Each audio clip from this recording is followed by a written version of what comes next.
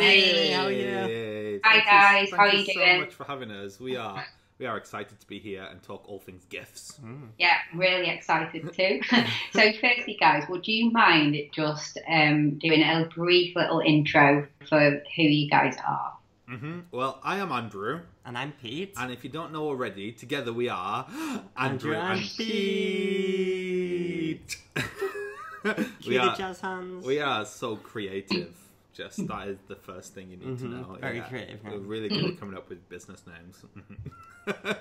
We love helping small businesses come up with more creative content marketing ideas because we find content marketing can be a little bit boring sometimes, don't we? Yes. Yeah. You guys are all things when it comes to making content stand out and pop out and people actually stop and take notice. And there's so many things I could talk to you about on this podcast. I could just go off in a million different angles because it's all content. But what I thought would be good to talk about is GIFs, because visual content is just so important, and it is really, I remember at Social Media Marketing World, it was claimed to be the number one thing that marketers think is the most important in marketing. And GIFs are an important point of standing out, being seen in social media and on your website as well. And I've seen you guys using GIFs, and what stood out to me was seeing you guys create your own GIFs as well, which I think is just really, really cool. So that's why I thought GIFs would be a good topic. But firstly, could you just explain, because not like everyone even knows what I am currently talking about, what is a GIF?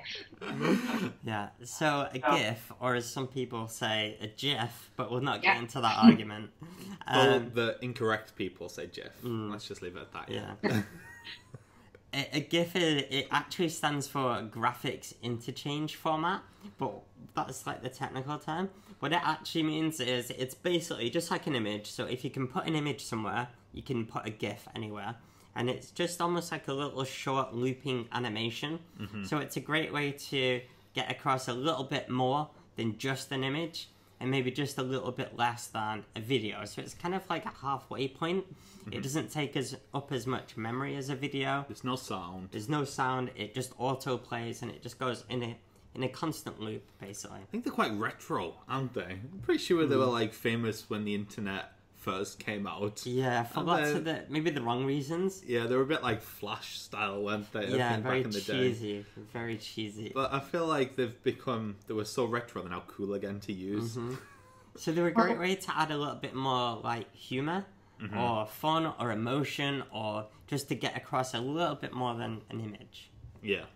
Yeah, and like Facebook have recently rolled out that you can just choose a GIF response to people now, haven't they? And, you know, I think you're right. I think there used to be short clips of, say, old movies, old TV shows or things like that, but they're becoming much more than that now. So, so how do you go about creating a GIF if you want to create a custom-made one? So there's a few different ways you can create them. There isn't mainly just like one kind of way. So if you've got Adobe After Effects, you can create them in there. But there's a ton of different free tools online where you can create your own GIFs. And what you're basically doing is you are either creating it from images, so you can have a group of images and it almost plays like a slideshow where you can change the speed that the images are going through each other. Or you can take a little clip from a video you've got. So this might be a video pulled from YouTube, or it might be a video you're uploading from your hard drive. And you can create a little short segment of that video and turn that into a GIF. So for example, we could edit this video and we could just film ourselves for like 3 seconds, just kind of going, hey, like this at the camera, just waving at the camera. And essentially you could just take that little snippet, put that into Giphy.com, and just choose that little segment you want, and then turn that into a GIF. So it selects like 5 to 10 different freeze frames of those like 3 seconds, and then just puts it in a loop, like a constant loop with no sound. Yeah. So that's basically how that works. So there's our two favorite sites for making them is Giphy.com. That's GIPHY.com. And EasyGIF, which is EZGIF.com. Okay. There's two differences there. So with EZGIF, you can do a few more things than you can with Giphy. For example, you can do a transparent GIF. So if you have, so for example, on our website, on our Atomic sales page, we have an emoji, which is a circle, and then a bit of text underneath. So what we did, we created 10 different emojis, graphics on 10 different canvases in the same position with slightly different text underneath them. And then with those 10 images, we wanted to create them into a GIF, so they're all animated going in a loop. So there's lots of different emotions playing in a loop, like happy, sad, frustrated, angry. And then if we put that into EZGIF, then we can create a GIF that is transparent, so it has a transparent background. So we can then put that on our website. With Giphy.com, you can't do that. So if you have a circle emoji, for example, it would just have a white background behind it, which wouldn't look good if you were to put it on, you know, a colored background or a photo background or whatever. The thing with Giphy.com is that it's really, really easy to do. It's very quick, and it's also findable. So if you have a GIF, you can make it public, so you can use it. But then what you can also do is apply for a brand channel. Okay. And a brand channel allows other people to be able to find it. So you might have seen this when you're using GIFs on social media, specifically Twitter, Facebook, WhatsApp. They all have Messenger. Messenger. Yeah. They all have the Giphy keyboard option where you can search for GIFs. Yeah. So if you've got a brand channel, you can create a load of GIFs, make them all public, but you can also tag them. So we've tagged all of ours. It needs to be something unique to you. So we've tagged all of ours Andrew and Pete, just all one word, Andrew and Pete. So if you search Andrew and Pete on any of those Giphy keyboards, you'll find all of our GIFs. So you can go into Facebook and you can reply with a GIF of me and Andrew, like going hey, or just pulling different emotions, basically. It is super cool, and people really get behind that, and it's a great way to show more of yourself and get across a lot of emotion, but also it allows your fans to kind of spread the message of you. So a lot of our fans are kind of replying with our own GIFs, which is kind of cool. Oh, it's brilliant that. I didn't know you could do that. And is it free to use? Yeah, absolutely free. So typically you'll get like big TV networks having the brand channels. Like you've got, like the people that create Friends, they've got a brand channel. So if you type in Friends, like the sitcom, there's loads of Friends GIFs, but they're all populated by a brand. Yeah. But you need a brand channel to do that. So you've got like Fox and BBC, and then you've got like Andrew and Pete. They've actually got a list of partners on the site. I think it's slightly different to the partners. I think the partners is something slightly different, but the brand channels, anyone can apply for. It's a little bit hidden on the site, so we usually find it, to be honest, by just searching Giphy brand channel apply or something like that, and it'll pop up. The page will pop up, and it's just, they don't even ask for that much information. They ask for like your name, your business, a few bits of information, and then it took us, I mean, this was a good few months ago. This must have been about 6 months ago. It took them maybe about 48 hours to get back in touch with us back then to apply, to approve it. So it's pretty cool. And have you noticed people using your GIFs like that you don't know, like weird and wonderful places that your GIFs have turned up? Yeah, really randomly. There was even an article about, it was basically a millennial bashing article. Bad-mouthing millennials. And one of our friends sent us the link, saying, "Hey guys, you know this article is using your GIF?" I was like, and this article all about millennials is me and Pete right in the middle of it. I don't know whether we should have been proud or angry or what. I don't think we've owned the copyright once we upload them to Giphy. No, so I don't think there's anything we could do. That's like a risk you take because it's then public, but that's just... We're risk takers. So... It made a good Instagram story. Look, somebody's used our GIFs on this millennial bashing blog. What do you think? And then it starts a conversation. I don't know. So I guess in terms of repurposing content, there's two starting points to creating a GIF from what you said. If I'm right, you can create a GIF from a video that you've already created and choose a small loop. Or I think you were saying before that you could have images and put together a number of still images and create the GIF as well. So for if you're thinking about repurposing your content, I guess if you're always creating videos anyway, you've got that starting point. And then if you're creating visuals, could you just use something like Canva or PicMonkey and then create a suite of, how many visuals would somebody need to create to have enough substance for a GIF? I mean, there's loads of different ways that you can do it. So some people might just have 5 GIFs and they can make a bit like a mini animation with that. We've also made GIF games. So on Twitter, you can, when you tap it, it stops. So when we went to Social Media Marketing World this year, we created just a little quick GIF game. And I think the maximum number of images you can do on Giphy was 50 at the time. Yeah, something or maybe a bit more than 50. Yeah. It's definitely less than 100. And we just created a quick speaker graphic, just duplicated, changed the image. And then we just created a really fast-paced GIF of those 50 to 100 images. And the whole thing was, it was a selfie challenge. So you had to tap the GIF, and whoever you landed on, you had to go and take a selfie with that speaker. So that's an example where there's like a lot of images. But literally, we've had some people just create like 4 or 5. And it might be like the main content of the image is the same, but it might change color. Or you might have like an emoji that jumps around the screen. Or we had someone at Halloween where like the ghost went up the GIF. That was quite cool. That was cool. Oh, wow. And that's just literally just moving one element of your design just around the screen. If you're really stuck on time and you're posting visual images onto things like Twitter or Facebook, if you just literally have time to create one little thing that's different on that image, even if it's the smallest thing, if it's a slight color change, if it's an arrow flashing at something, or if it's a button that gets bigger and smaller, just something that sets it apart, instantly catches people's eye and makes them stop just to pay attention to it a little bit longer than a visual. Obviously, it doesn't work as well if it's like this nice, beautiful, picturesque video. You don't want that like flashing really vibrantly and aggressively. That won't work very well. It just annoy people.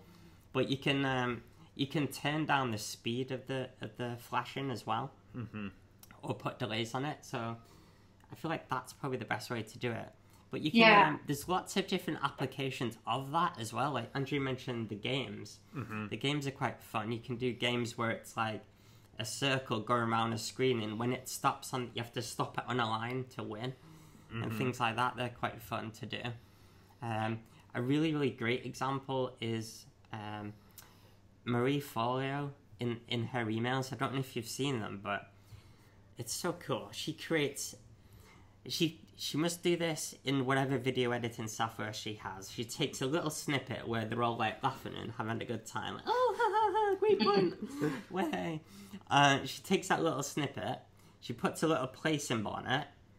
Right, and then she'll download that as a snippet, and then she'll put that into like a Giphy maker.